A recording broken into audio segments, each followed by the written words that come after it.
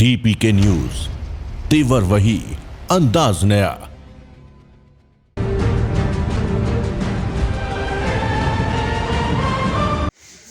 नमस्कार, DPK news के खास प्रोग्राम गांव का मुखिया में आपका स्वागत है।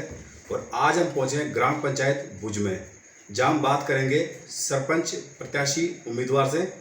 सरपंच साहब, आप सरपंच की उम्मीदवारी कर रहे हैं, तो उसमें आप अपना पहले पूरा परिचय बताइए।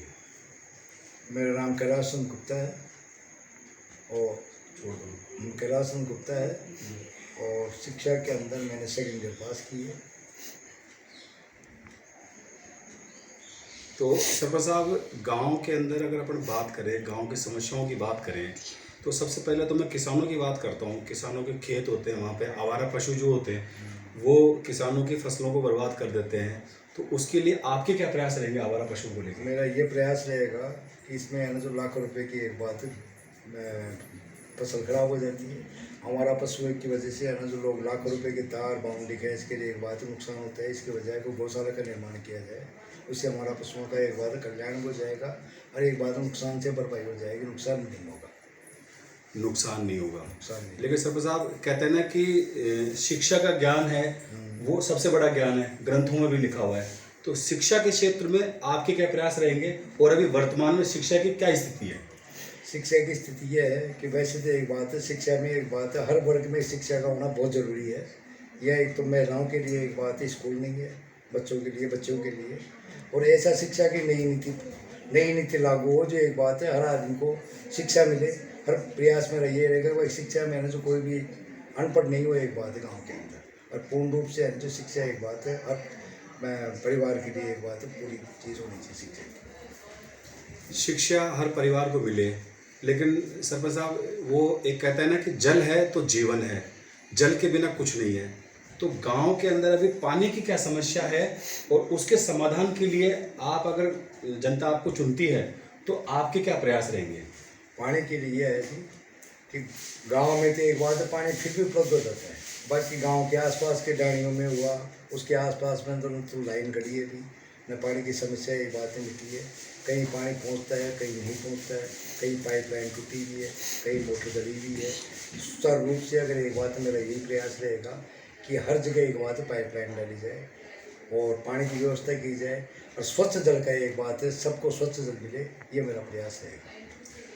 सबको स्वच्छ जल मिले, लेकिन कहीं ना कहीं जो जनता होती है उनमें जो गाँव की जो समस्या होती है उनमें होता है मुख्य मुद्दा सड़कों का। रास्ते नहीं होते, जिसके कारण कहीं आना जाना हो, कुछ हो। तो सड़कों के लिए, रास्तों के लिए आपके क्या प्रयास रहेंगे?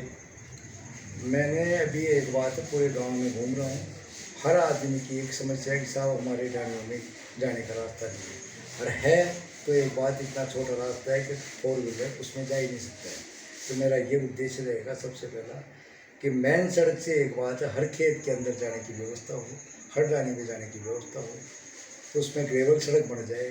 कम से कम ग्रेवल सड़क का तो निर्माण हो जाए जिसमें आने जाने की व्यवस्था हो जाए। और एक बात है, किसी को है जो फसल भी निकलती है ना खेतों में से, तो फसल को लाने के लिए भी गाड़ी को दूर रखना पड़ता है और उसको एक बात है लाद के और फिर एक बात है उसको ऐसा जो गाड़ियों में एक बात है पैक की जाती है। तो हर रानी हर एक बात है खेत सड़कों से जुड़ा जाए, ये मेरा प्रमुख लक्ष्य रहेगा। सही बात है, सड़कें रहेंगी तो आदमी कहीं भी आ जा सकता है। लेकिन गांव के अंदर एक समस्या और होती है, वो होती है लाइट की। रात को लाइट जब 8 बजे लाइट चल जाती है या लाइट नहीं होती है, सड़कों की लाइटें नहीं होती है, तो जो गांव की जो महिलाएं हैं, बच्चियां हैं, जो कोई काम से बाहर जाती हैं, तो अंधेरे में उनको बड़ी परेशानी होती है। तो गांव के अंदर अभी लाइट की क्या स्थिति है, कितनी लाइटें चालू है, बंद है, जो है, और आपको अगर जनता चुनती है तो आप लाइटों के लिए क्या करेंगे ताकि लोगों को आने जाने में रात को भी सुविधा मिल सके? लाइट वैसे तो एक बात है 24 घंटे की लाइन है, पर क्या है कभी कभी है ना जो एक बात है 2 घंटे लाइट आती है, सारे दिन कट जाती है लाइटें। तो लाइटों की इतनी है ना जो एक बात हालत में इतना सुधार नहीं है लाइटों का, पर फिर मेरा ये प्रयास रहेगा भाई 24 घंटे लाइटें हैं हर क्षेत्र में, हर गली के अंदर, हर खेत के चौराहे पे। तो अगर मान लो लाइट भी हो जाए, सोलर प्लांट भी लग जाए, सोलर प्लांट की लाइटें भी लग जाए, तो कम से कम उजाला होगा तो नुकसान नहीं होगा। और एक बात है आदमी आराम से, चाहे महिला हो, बच्चियाँ हो, एक बात है, आराम से आराम महसूस करके अपने घर चले जाए, एक बात रहेगा, ये मेरा लक्ष्य रहेगा। ये आपका लक्ष्य रहेगा। लेकिन आज हमारे देश के अंदर एक महामारी फैली हुई है, कोरोना। उसके अंदर हजारों लाखों सैकड़ों परिवार ऐसे हैं जिनको मुसीबतों का सामना करना पड़ रहा है। कईयों के पास खाने के लिए राशन की भी सुविधा उपलब्ध नहीं हो पाई है, कुछ लोगों के पास पहुंच गई है।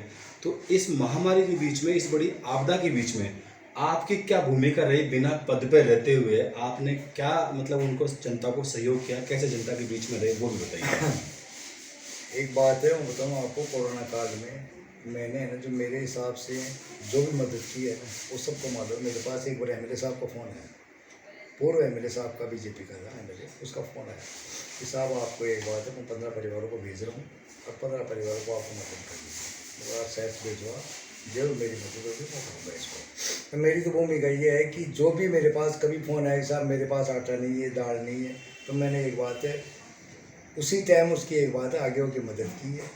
और एक बात है, मैंने है ना जो यहाँ ही मदद नहीं की है, आगरा रोड पे देख लो आप, चाहे नायला पे देख लो, कहीं भी एक बात है, हमने एक बात है एक ऐसी व्यवस्था की थी नायला रोड पे भी, तो वहाँ है ना जो एक बात है कम से कम 5000 पैकेट रोज़ के एक बात है कोरोना काल में बनते थे, उसमें मैंने मदद की है। और सामाजिक काम में मदद करता रहूँगा और करता हूँ। एक बात, ये मेरा लक्ष्य रहेगा, ये सब जानते हैं, गाँव वाले भी जानते हैं, सब जानते हैं।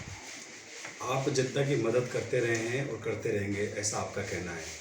तो मैं अब वही बात करूंगा सरपंच प्रत्याशी गीता देवी जी से। मैडम, आप खुद एक महिला हैं और अगर जनता आपको चुनती है, मौका देती है, तो आप महिलाओं के लिए क्या करेंगी? महिलाओं के रोजगार के लिए आप क्या करेंगी? उनकी सुरक्षा के लिए आप क्या करेंगे, वो भी आप बताइए। अब ये महिलाओं के लिए जैसे कई चल रहे हैं, ये क्या होती है, जैसे सिलाई का हो और कुछ ही मतलब कई चल रहे हैं, तो जो कोई ठाली बैठी है, ये मतलब ऐसे हो रही है, तो मैं उसके लिए पूरा प्रयास करूँगी भाई, चलो वो भी काम में लगी रहे, अपना गुजारा करती रहे। गुजारा करती रहे। लेकिन आजकल के जो माहौल में हम जो देखते हैं, जो सुनते हैं, उनमें महिलाओं पे कई अत्याचार भी हो रहे हैं, कई जगह गैर क्लेश के भी आते हैं, कुछ और भी मामले सामने आते हैं। तो महिलाओं की सुरक्षा के लिए आप क्या करेंगे कि मतलब आपके जो पूरे देश के तो आप नहीं कर सकते, लेकिन आपकी जो ग्राम पंचायत की जो महिलाएं, असहाय महिलाएं हैं, जिन पर अगर कोई अत्याचार होता है, तो उनकी सुरक्षा के लिए आप उनको कैसे जागरूक करेंगे?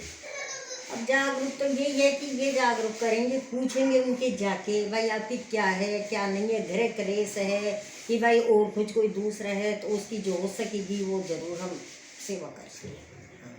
सेवा करेंगे। लेकिन अब चुनावों की तारीख है, वो बहुत नज़दीक है, तो मैं जाते जाते यही सवाल करूंगा कि ग्राम पंचायत की जनता को आप क्या संदेश देना चाहेंगे?